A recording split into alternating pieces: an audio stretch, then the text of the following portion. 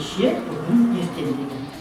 Биыл Чернобыль апатын болғанға 36 жыл болып отыр. Талай бозақтардың өмірін қиған. Бұл біздің бейбітшілік заманымызда өте үлкен бір қайғы, қасірет болған күн. Бұл күн ұмытылмайды. Мұны үйтіп айтатын себебіміз бейбітшілік заманымызда жаңағыдай соғыс емес, апат болды. Украина қаласында болған апат. Атомный электр станциясы жабылған. Сол кезде бұл кісілер өздерінің отан алдындағы борышын атқарып жүрген кезінде бұл апат болды. Қорғаймын барасылан, намысын қолдан берме. 85 жылы жаңағы резолюция етілді. 87 жыл ғой. Сол жерден сіз де сол жерден. Мен негізі ядерный испытательный полигондан жүрміз. Алтынбойда мен 2,5 жыл болды. Бомба испытания Новая Земля деген жерде. Ең қауіпті жерде.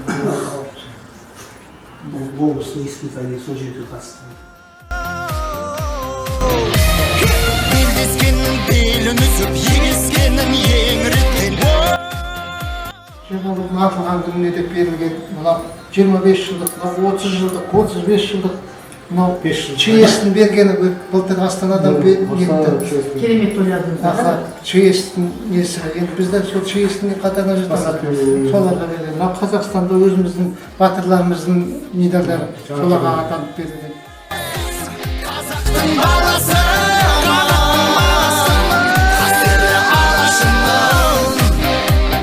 Қарағанды облысы бойынша 5000-ға афганист бар. 5000 қазір 4800 деймін сондай қалды. Ал Қарағанды облысы бойынша жаңағы 30.000 чернобыльц бар. 30.000 қазір 4-ақ сондай қалды. Көрдіңіздер ме? Қандай радиация несі қандай әсіресе?